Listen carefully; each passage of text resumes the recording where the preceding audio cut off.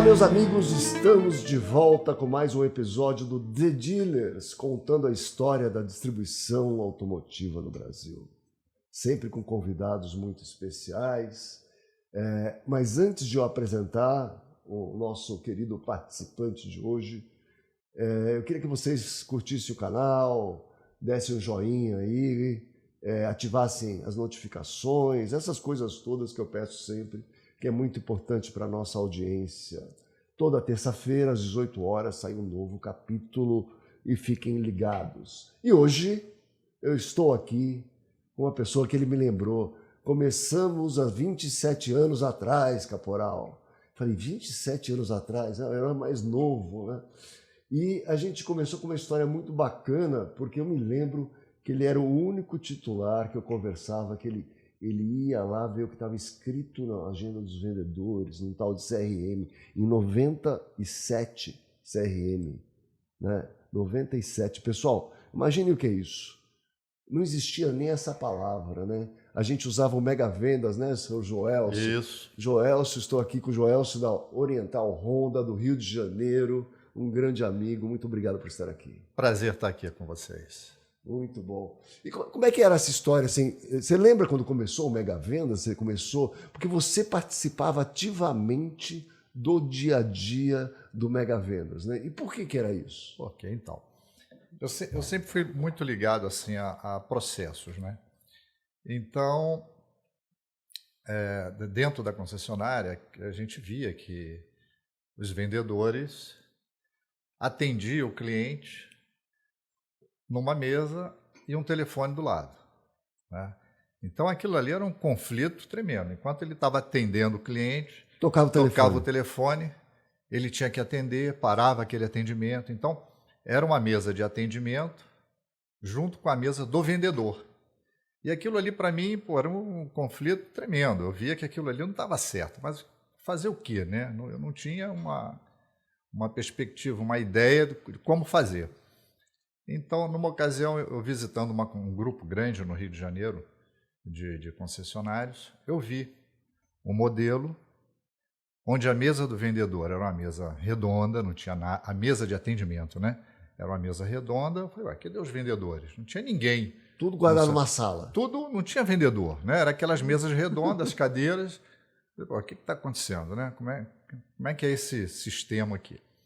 Aí, conversando lá com o gerente, ele foi me mostrar toda a estrutura, os vendedores numa sala separada e uma tela de computador e ali uma agenda. Eu nunca tinha visto aquilo. Isso foi em 96.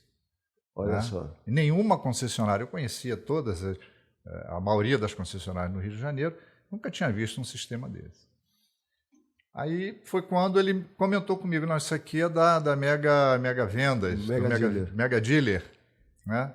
É um sistema que eles têm, que é o Mega Vendas, e eles implantaram esse sistema aqui. Eu falei, porra, é isso que eu quero. É isso que está faltando hoje.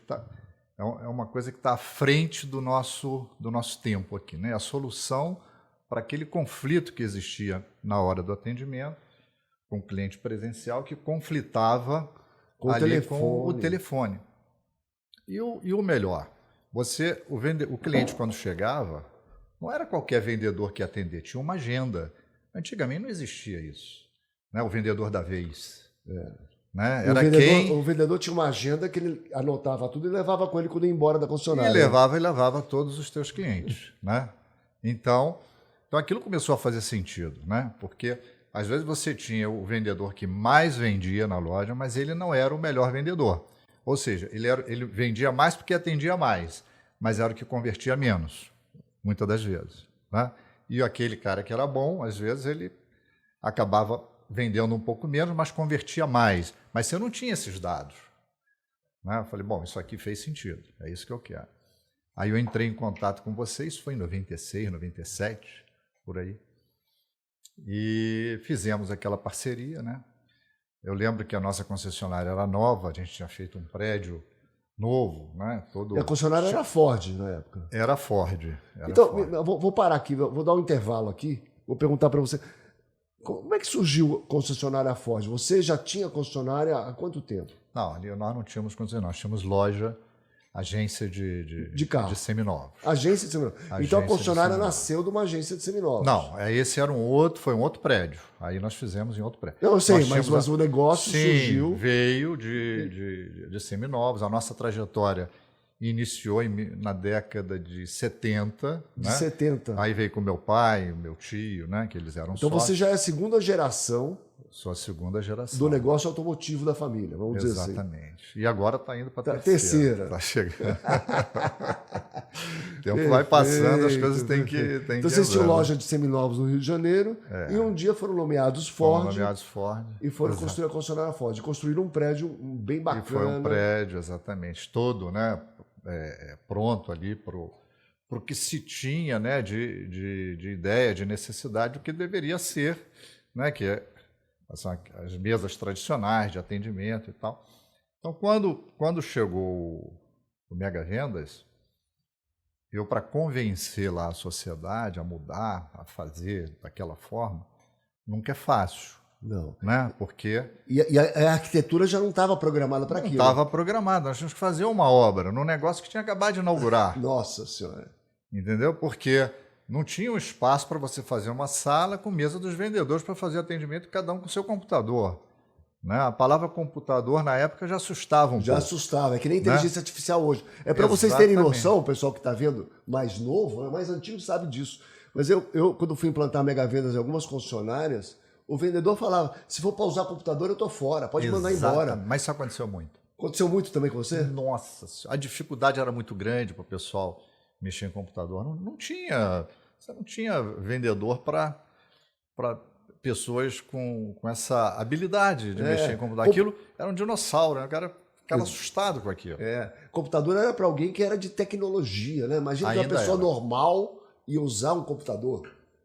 Não era mais ou menos isso? Quer dizer, foram muitas barreiras, né, o Caporal, a serem vencidas para você poder implantar ali o Mega Vendas. Mas tinha que começar. Né? Tudo é assim, toda mudança ela traz esse desconforto. Né? Então, eu convenci o pessoal, olha, tem que fazer uma obra, tem que expandir essa parte aqui. Aí foi toda uma nova estrutura, né, para poder fazer uma sala do vendedor exclusivo, para ele poder fazer aquele trabalho. O vendedor não pode ficar mais no salão, aí o pessoal ficou assustado. Bom, mas peraí, quem é que vai atender o cliente? Não, tem uma recepcionista. Tem o vendedor da vez. Tem a recepcionista, o vendedor da vez. Foi todo assim, um trabalho de convencimento nosso. Teve que começar, lógico, pelos donos. Pelos donos. E mesmo entre os donos, você teve que ter ali um trabalho realmente de convencimento forte para você poder mudar esse paradigma, né, que não é fácil. E daí nós fizemos todo aquele processo e tal. Você foi lá, deu o treinamento, né, para os vendedores, para as gerências e tal. Implantamos lá recepcionista, vendedor da vez e tal.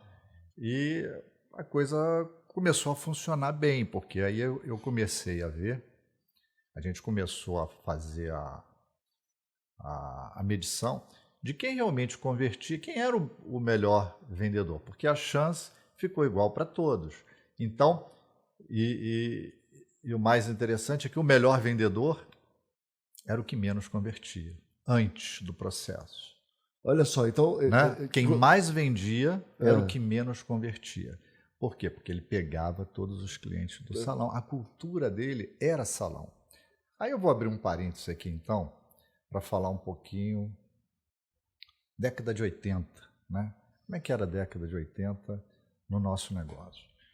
Como é que era essa relação? Como é que o cliente ele encontrava o carro, ele encontrava a loja? Naquela época, uma linha telefônica era muito cara. E era importante, né? Era fundamental. Né? Naquela época, as pessoas não tinham muito acesso à linha telefônica. Ao telefone. Ao telefone. Era muito caro e nem todos, né, podiam ter uma linha de telefone. Era um processo que demorava. Não, o pessoal alugava a linha de telefone. Não tinha aluguel? Eu digo assim, o cliente. Né? Eu sei, mas você imagina que tinha negócios de pessoas de locação alugavam. De linha telefônica. Né? Então o cara alugava, é como se fosse alugar um imóvel. Sim. Então ele tinha lá várias linhas telefônicas, alugar carro. Ele tinha várias linhas telefônicas de aluguel. Exatamente. Porque o acesso à linha telefônica era difícil. Então como é que o cliente procurava o carro? Ele pegava o jornal, tijolinho, Aí ele ia marcando, mas só que ele não ligava, porque muitos não tinham linha telefônica para ligar. A própria loja era limitada. Eu lembro que a minha loja, na década de 80, eu tinha 100 carros dentro da loja e tinha 2 linhas. Olha, Né? A dificuldade que você tinha antes da privatização. Né? Depois veio o governo Fernando Henrique, foi quando privatizou, né, as empresas de telecomunicações, e aí a coisa começou a ficar mais barata e tal. Então, qual era a dinâmica? O cliente ia para a rua com aquele jornal debaixo do braço. embaixo do braço. E ele ia em cada loja, em cada ponto daquele. Então, como é que o vendedor, como é que ele abordava o cliente? Ou eles ficavam dentro do salão, no caso das concessionárias, o cliente entrava e eles atacavam. E não tinha vendedor da vez. Era quem chegasse primeiro. É o mais perto da porta. Era o mais esperto. Né? O pessoal brincava, dizia que era o gavião, tal, o vendedor gavião, porque pegava ali o que aparecesse ali, salão, ele pegava. E de loja, que era o nosso caso, os vendedores ficavam na porta da loja, esperando o cliente, passou, ele pegava. Inclusive, uma coisa interessante, tem o termo, né, que se usa, vendedor cansado. Mas por que o vendedor cansado? Porque naquela época o cara tinha que correr para pegar o cliente. Correr mesmo. Fisicamente, né? Fisicamente, tinha que andar rápido. Senão ele ficava. Então aquele que menos vendia era aquele que andava mais devagar. Aí se brincava, né? E até hoje se fala isso. Mas o termo veio daí, né? Quando você contratar um vendedor, você tinha que ver até se a pessoa tinha essa disposição realmente para poder andar e chegar ali na frente e pegar o cliente, né? Porque se ele não tivesse essa disposição, eram várias lojas, você tinha que estar ali atrás dele. Então, essa foi uma época, né? E a transformação veio quando as linhas telefônicas passaram a ficar mais acessíveis, mais baratas, e aí as pessoas passaram a ligar mais. Então aí tinha mais ligação que gente no presente. Mais ligação do que gente. Aí quando o cara estava na frente do vendedor, só estava tocando telefone. Eu lembro que uma vez eu estava testando isso que você falou, e o vendedor não me atendia, só ficava no telefone. Aí deu um tempo o telefone dele, eu saí da mesa dele, fui em outro lugar, porque também não tinha telefone celular na época, liguei para ele e falei assim, olha, eu tô aqui do lado da loja, da concessionária, não lembro o que era, e falei assim, eu vi que só consegue atender no telefone, você consegue me atender agora, então, por favor? Porque eu estava na tua frente, você não conseguia falar comigo. Você via, né, cara, a dificuldade. E era exatamente assim que ia acontecer, era terrível. Então veio a transição. A transição foi essa disponibilidade das linhas telefônicas. As pessoas passaram a ligar mais, ligava antes de ir, já ligava, para saber onde ir. Então, aí qual era a habilidade que você precisava? Aquele vendedor que conseguia converter através das ligações. Trazer o cliente para a concessionária ou para a loja. Trazer o cliente já vinha direcionado para ele. Isso aí foi uma mudança, isso foi uma transição, né? Uma quebra de paradigma. Então, aqueles que ficaram no modelo, não, o cliente quando chegar eu atendo, eles começaram a ter dificuldades, a ficar para trás. Né?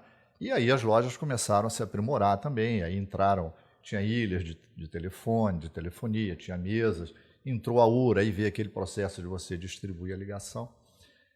Depois disso veio o quê? A internet.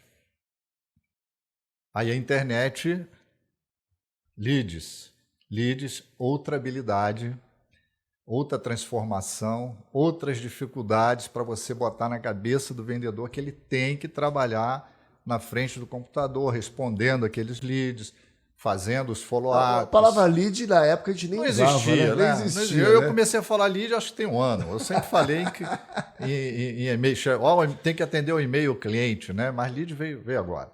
Mas era através ali dos e-mails que se chegava e você ia atendendo. Quer dizer, foi outra dificuldade aí de você treinar esse pessoal, de você achar... Para ele acreditar que aquele prospect, né? Aquele cliente em potencial poderia comprar um carro, né? Porque você tinha que trabalhar todos eles na jornada dele, ver que momento que ele estava na compra e converter. Sim. Mas só que o vendedor ainda gostava daquele que vinha, sentava na frente e comprava. Isso, exatamente. Não é isso? Exatamente, era isso aí. E a dificuldade era exatamente essa, o pessoal não acreditava e preferia trabalhar de outra forma. Aí uns você tinha que demitir, até para dar o exemplo. Outros você treinava e muitas das vezes você conseguia recuperar, fazer com que ele enxergasse, né, o potencial daquela ferramenta, né, os momentos atuais.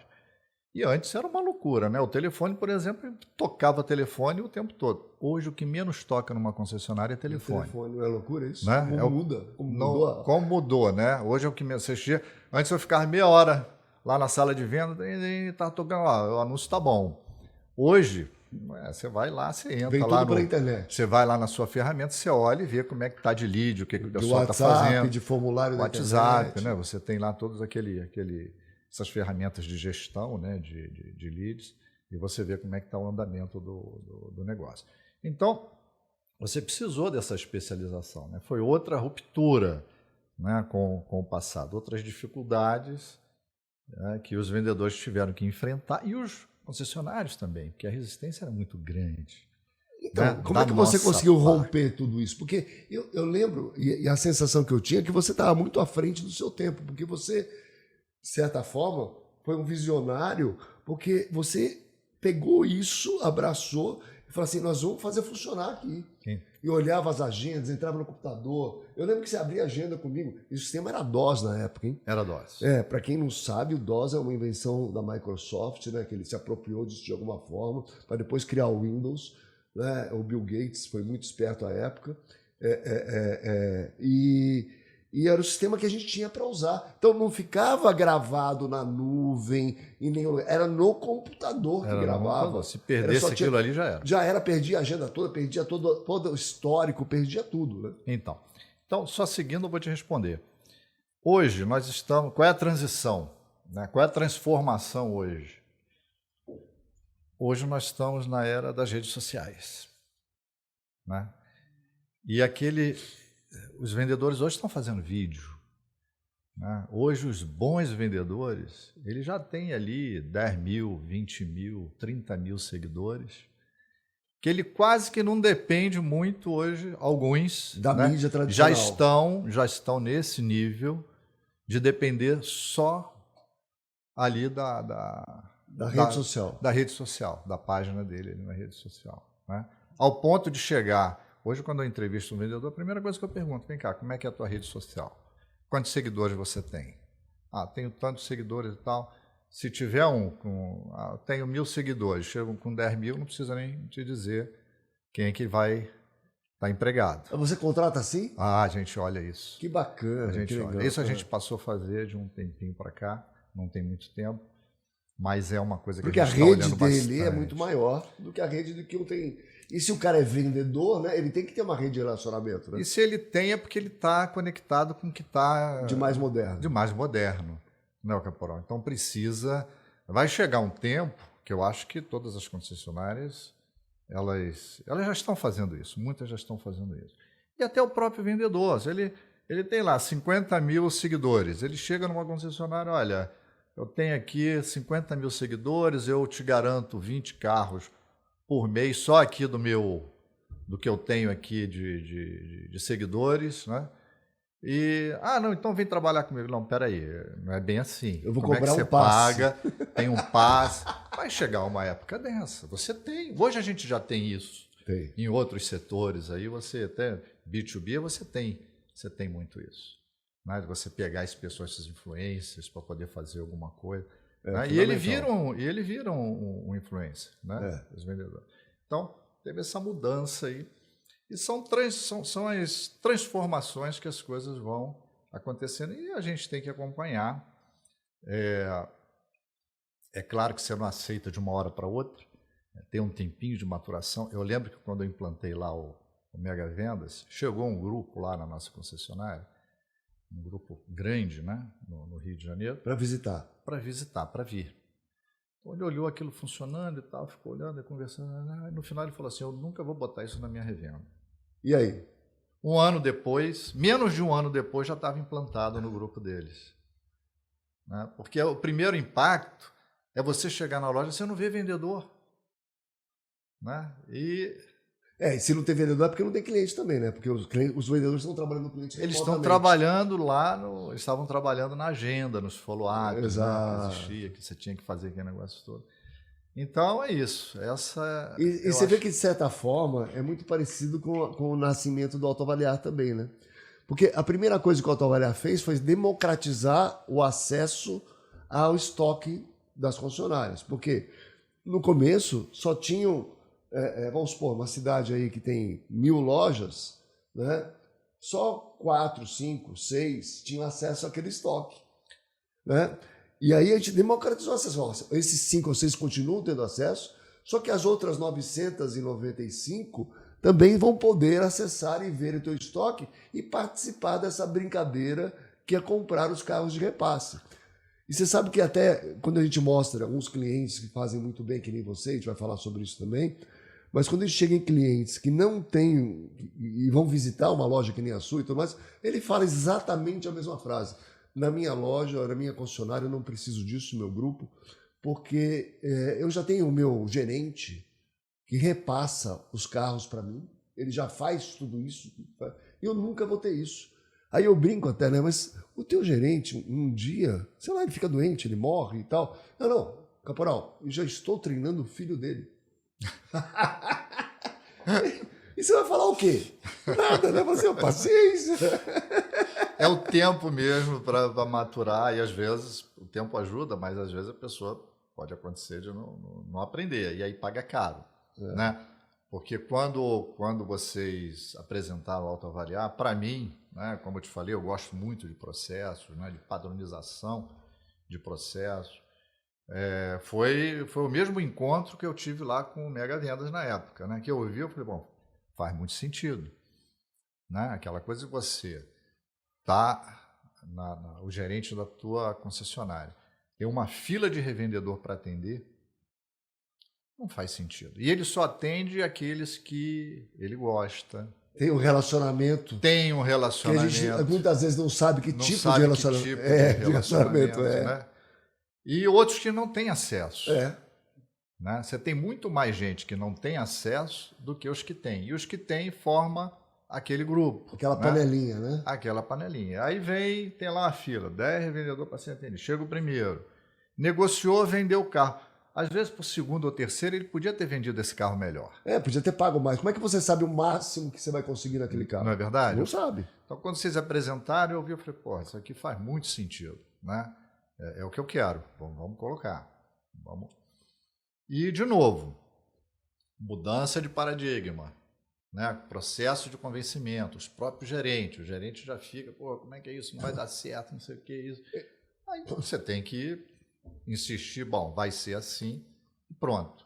Né? Então, hoje, aqueles que compravam, tinha revendedores que compravam bastante com a gente vai perder o acesso, não, cara. Você continua tendo acesso aqui à empresa e olha quantas mais empresas você passou a ter acesso. Porque... Que você pode comprar sem restrição. Que é dos dois lados, né? É dos dois lados. Porque você está ganhando muito mais do que perdendo.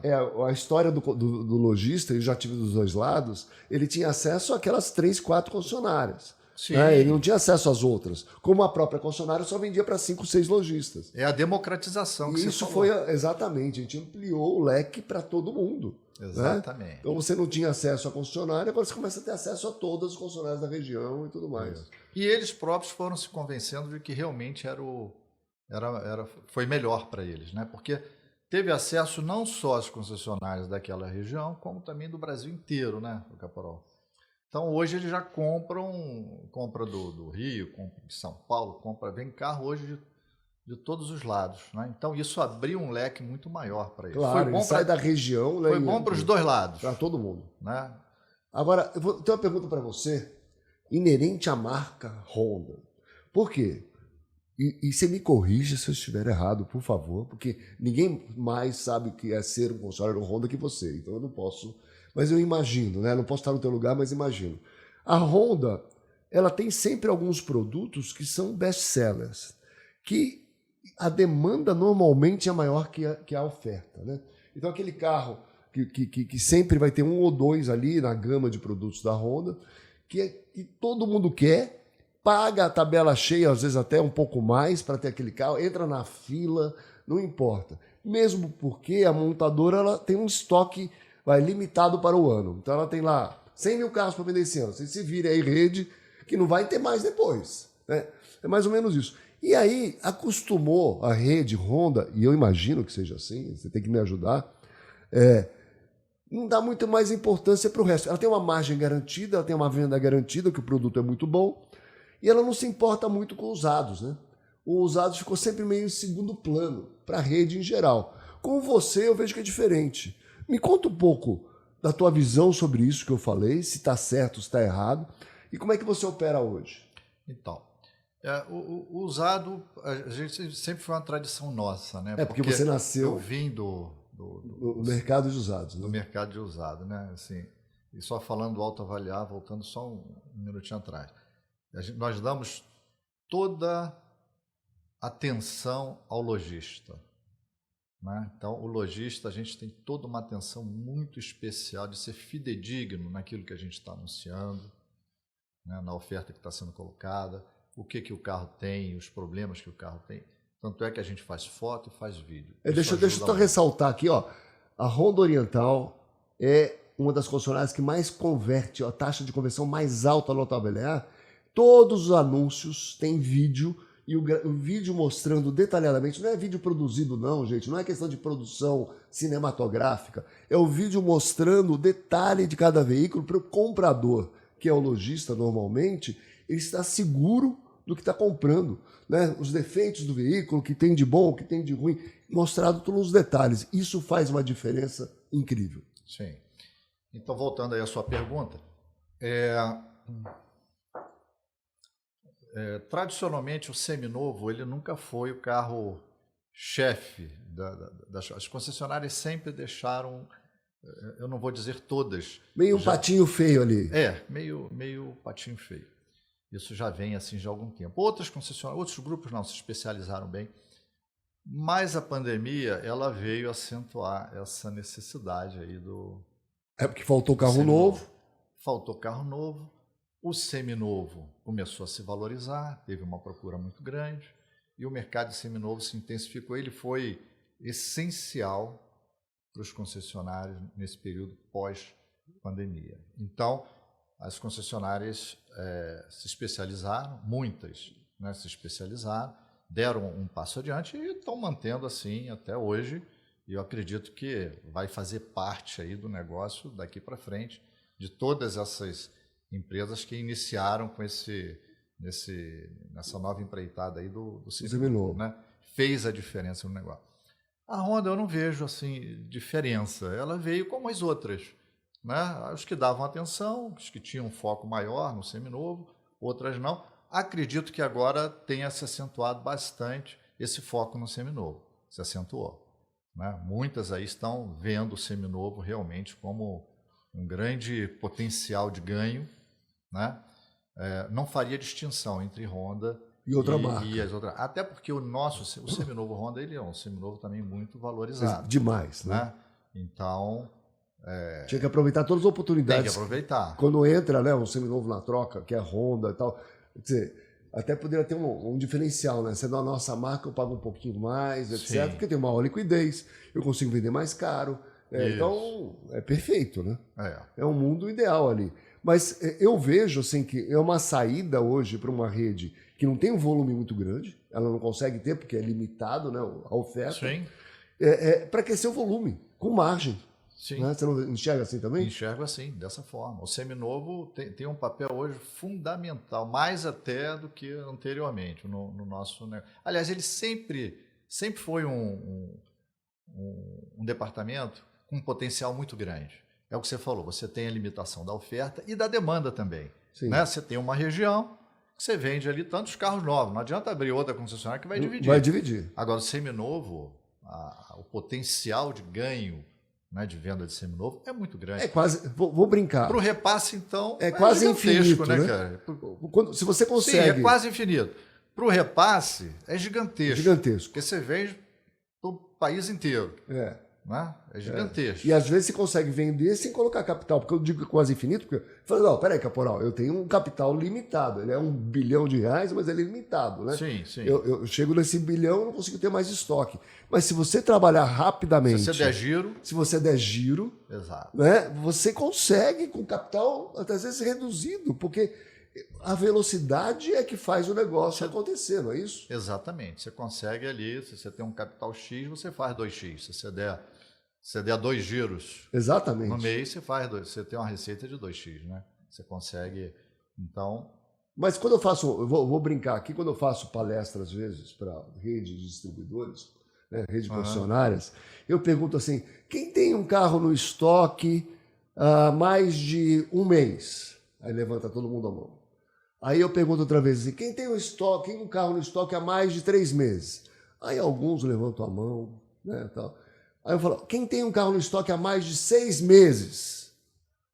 Aí um ou dois levanta a mão e olhe lá, né? Aí eu falo assim, quem é que mente um pouco aqui nessa sala? Aí todo mundo levanta a mão, né? Por quê? Porque esse foco no giro ainda também não é muito claro, né? O cara fala assim, não, mas esse carro tem que me dar tanto de margem, e eu vou segurar o carro até dar essa margem, ou coisa do tipo. E você vê que o mercado é dinâmico, né? Da pandemia para cá, os preços vão derretendo, né? Estava muito alto, acima da FIPE, você pagava a tabela FIPE para vender acima da FIPE e tal. É uma coisa meio absurda, né? E de lá para cá ele foi voltando ao normal, hoje com a restrição do crédito, com a taxa de juros um pouco mais alta tal, fica às vezes mais difícil vender, principalmente um seminovo mais caro. Sim. Né? E o segredo é velocidade, né? Girar. Velocidade. É o que eu digo para o pessoal lá, né? Para os nossos gerentes. Não tem carro de baixo giro que tenha carro fora de preço. Perfeito. Isso eu falo mal direto, né? Isso é mal precificado. Não, esse carro não vendeu, está aqui há 3 meses, porque ele é um carro que não é comercial. Não existe. O carro comercial e não comercial, o giro tem que ser o mesmo. É uma questão de preço. Tá certo? Então você pagou errado. Ok? Se você paga certo, ele ia girar. Eu paguei 50, tinha que pagar 30. Não tem mercadoria ruim, né? Na verdade. Porque para mercadoria fora de preço.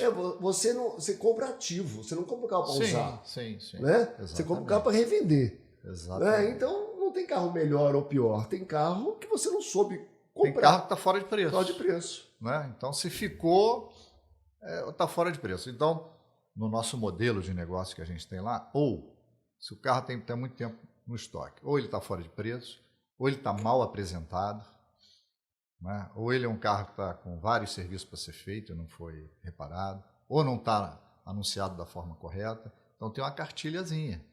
Se está ali, se ficou tanto tempo, o que acontece? Claro. Tá? É do negócio. Mas é a exceção, Exatamente. não pode ser a regra. Né? É a exceção. Muito bacana. E como é que você faz hoje para fazer esse acompanhamento? Você hoje, como a gente falou, está na 3ª geração, né? Sim. Você tem um sobrinho hoje que está à frente, principalmente na coisa dos seminovos, porque eu tenho mais contato com ele, e está indo muito bem. Você vê que a nova geração abraça isso de uma forma um pouco diferente, né? Sim. É menos resistente à tecnologia, aos indicadores, né? Porque precisa dos indicadores para fazer gestão, porque antigamente era tudo mais ou menos baseado na experiência, né? E baseado na experiência, a gente sabe que a gente fica muito subjetivo e acaba errando muitas vezes, né?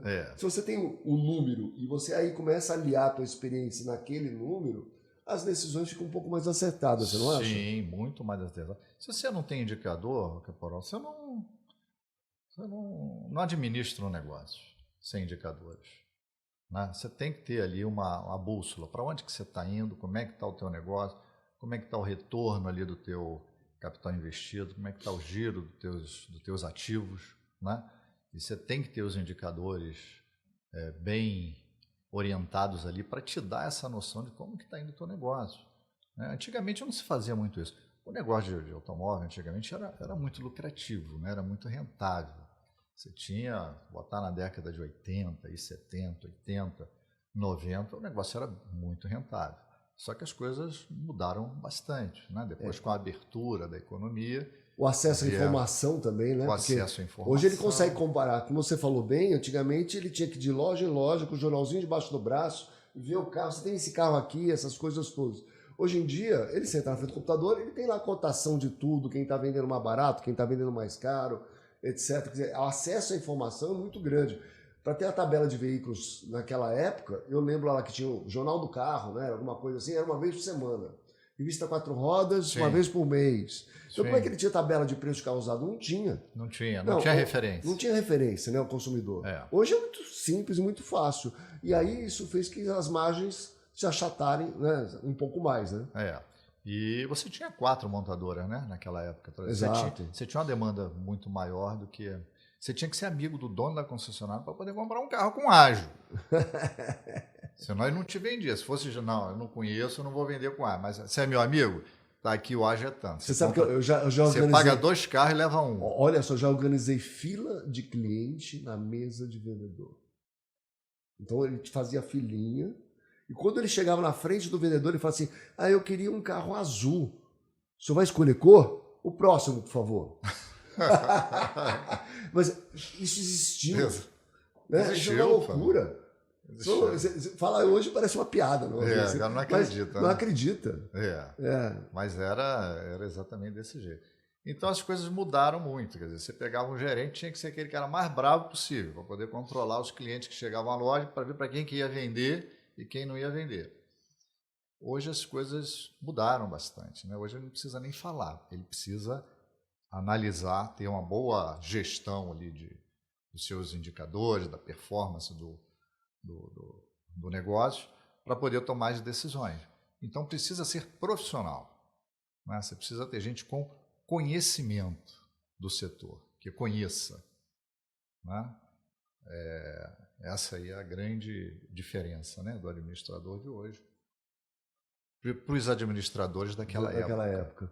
E como é que você fez a 95% das empresas, hoje está mudando um pouquinho, uma concentração maior, mas as concessionárias do Brasil são empresas familiares, certo? Sim. E sempre tem aquela passada de bola, né? Eu estava brincando, teu pai, né, para você, tio, e hoje você passando para outra geração que está vindo. Como é que é essa transição para você? Olha, eu aprendi com meu pai essa transição, tá? Porque ele sofreu na pele, né? A transição dele para mim. Você tem que dar espaço. E às vezes não é fácil, né? Não é fácil. Você sempre fez a coisa de um jeito e agora vai ter que fazer de um outro. Mas a habilidade tem que ser dos dois lados, né? Então você tem que, de fato, dar esse espaço. É claro, nós temos a experiência do negócio, né? A gente vem ali com que você já passou por várias situações, várias transições. E agora, em que nessas transições eu estava na linha de frente, e agora tem lá o meu sobrinho, que ele está nessa pegada aí, né? Que é o Rodrigo. Ele faz essa gestão muito bem, traz sempre ali as inovações, novas ideias e tal. Então você, ok. Às vezes você pode até ver que vai dar errado, mas é bom às vezes até deixar acontecer, claro. Não é um negócio que vai quebrar a empresa, mas uma coisa pequena, faz, aí deu errado. Mas 90% dá certo. Entendeu? A gente tem que abrir esse espaço. Você não pode segurar o negócio achando que você tem a solução para tudo, que não tem, né? A nova geração realmente ela vem, né? É claro, com pessoa, ele gostou do negócio, se identifica. Às vezes eu estou em casa lá um sábado, um domingo, e me liga, tio, vamos fazer isso, vamos fazer aquilo, não sei o quê. Quer dizer, tá interessado no negócio e está buscando, né, as novas tecnologias, novos processos, que isso é muito importante. A gente estava falando aqui agora, né? Estava vendo, inclusive, uma demonstração, que a gente falou da história da tecnologia no segmento automotivo e principalmente na distribuição de veículos, né? E a gente está vendo agora a entrada da inteligência artificial, né? Sim. E ela está presente, e às vezes a gente nem percebe, né, direito se ela está presente ou não. Então eu posso dizer para você, sei lá, foto de estúdio feita automaticamente, né, pela inteligência artificial, regulando a sombra do carro, a iluminação de acordo com a cor, tal, ou a geração de texto para anúncio, que ela faz automaticamente também, ou mais além, que a gente viu aqui uma demonstração um pouco antes, né, do ChatGPT recomendando o cliente entre um carro e outro. Né? Você acha que um dia pode substituir até um vendedor de veículos, uma inteligência artificial, por exemplo? Ela vai sugestionar bastante coisa ali, né? Eu acho que você vai ter como você falou, né? Você consegue comparar e tal, uma coisa e outra. É claro que o fator humano vai estar sempre presente, né? A compra de um automóvel é uma coisa muito emocional, ela não é tão... O racional, ele é menor, né? O impulso é mais emocional do que o racional. Mas vai ajudar bastante em tomadas de decisão, né? O cliente vai ter acesso ali às informações mais rápidas. Vai né? obrigar até o vendedor que for permanecer, ele ficar mais. Ele tem que ser mais atualizado, né? Porque o cliente vai chegar mais municiado, mais informado. Porque hoje o pessoal brinca, o cliente já chega sabendo mais que o vendedor, né? Exato. Vai só piorar isso, não vai melhorar. Então o vendedor vai ter que ter cada vez mais ligado a tudo isso, para ter mais ferramentas para poder negociar, fazer alguma coisa. Exato. Né? Mas isso a gente está falando com a visão de hoje, né? As coisas estão dando muito rápido. As transformações elas estão se acelerando. A gente não... Se você falar, olha, daqui a um tempo vai ser por aqui, não vai ter mais vendedor presencial, eu não duvido que isso aconteça, eu não duvido. Aliás, muita coisa já está assim, né? Muitos produtos você não vai mais à loja comprar. Porque se você pensar que o carro muitos hoje... produtos é pela internet que você compra, você não tem mais. Antigamente você ia na loja, fazia, conversar. Hoje está acabando. Automóveis pode acontecer? Pode. Eu acho que... Não diria para você que isso não vai acontecer. Que é impossível. Me parece que está até nesse caminho, se a gente pensar mais a longo prazo. Porque o vendedor hoje, ele está lá presente porque ele tem que dar um desconto, de certa forma, fazer uma negociação, né? Cobrar mais caro ele não consegue. Será que isso vai continuar, essa coisa de negociação? Eu acho o preço está aqui, o carro está aqui. Porque, você concorda comigo? Que está resolvido, né? Está resolvido. Eu acho que a tendência é essa, não acha? Eu acho que você tem uma tendência aí forte para isso. A Hyundai anunciou venda de carro na Amazon Muito agora, a GWM estava vendendo no Mercado Livre, ainda está financiado. Quer dizer, nessas situações não tem um vendedor negociando para dar desconto. Sim. Né? É você ter um showroom, se o cara quer ver o carro presencialmente, olha fazer ali um test drive até. Fazer um test drive e pronto. Eu acho que esse é um caminho que me parece que está bem forte aí. E talvez as instalações da concessionária sejam menores, né? Sim. Você não precisa de tanto espaço. Se o carro for elétrico, né? Vai. Menos ainda, né? Menos oficina. Menos oficina. Né? Menos peça, né? Menos componente. O carro just in time. Você compra, recebe em 15 dias o que você quer. Né? Você encomenda tudo ali. Isso é uma tendência. Isso é uma tendência, eu acho uma tendência. Eu acho. Mas ainda tem concessionária que avalia carro na prancheta. Tá errado. Você vê que ainda está... Eu acho a nossa indústria ainda, de certa forma... Eu sei que a montadora acaba puxando para frente, né? E tudo mais, mas a nossa indústria ainda é meio atrasada. Você não acha isso? A indústria automotiva, de maneira geral, na parte de venda, na parte da interação com o consumidor final. Ela é meio tradicional, né? Sim, no Brasil né? Não, mas acho que todo mundo, não é? Eu tenho andado... Você vai nos Estados Unidos mesmo. Tem vendedor ainda na porta da loja, na porta da concessionária. Tem, fazendo fila. Entendeu? Tudo bem que é o da vez ali, mas tem uma fila de vendedor.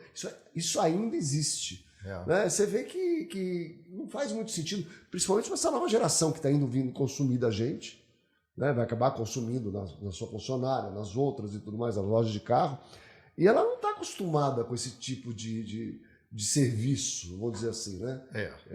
É interessante, né? Eu acho que essa mudança está vendo muito com essa nova geração que está surgindo aí, né? Para os próximos 10 anos, talvez menos um pouco, essa turma que vai começar a consumir automóvel daqui para frente, que está muito habituada, né, com essa parte aí de tecnologia. Você vê que a infância de hoje já está convivendo com a inteligência artificial, né? A infância de hoje. Imagina que 10 anos... Então, sua filha tem 9 anos, você falou. 9 anos. Né? Então, daqui 10 anos ela é consumidora de automóvel, né? De alguma forma. Vai saber se ela vai querer carro ou não, mas vamos supor que ela queira. Né? Ela já está convivendo com a inteligência artificial na infância dela. Né? Criando vídeos, criando coisas, tudo inteligência artificial. Então, quando chegar daqui 10 anos, vai ser uma transformação, acho que meio absurda. Muito grande, muito grande. Eu vejo isso, assim, mal comparando. Por exemplo, você vai comprar um computador. Eu preciso conversar com alguém. Né? Caporal, como é que é esse computador, quais são, o que ele faz, o que não faz, qual que é melhor, mas eu consulto lá o pessoal do TI, né? Qual o melhor computador aqui para a gente comprar, qual a melhor configuração, ele entra na internet e escolhe, eu não faço isso, então ele compra na internet, ele sabe o que ele quer na internet, se eu entrar ali eu não vou, Mas isso sou eu. A nova geração, essa turma, tem muita facilidade em comprar É demais, na internet. Entendeu? Eu compro livro na internet, é fácil. Você bota o título lá, ele chega, né? Então, Mas dá para comprar carro e vender carro na internet. Isso é possível hoje. E uma coisa que conhece é fácil. Mas ainda tem aquela. Eu acho que a principal barreira ainda é o preço. Eu vejo isso porque aquela história do consumidor que ele sabe que ele consegue R$2.000 a mais de desconto, então ele vai falar com o vendedor porque ele quer aquele desconto. Se o preço fosse aquele e não tivesse, talvez ele apertasse um botão. Ficasse mais fácil para ele.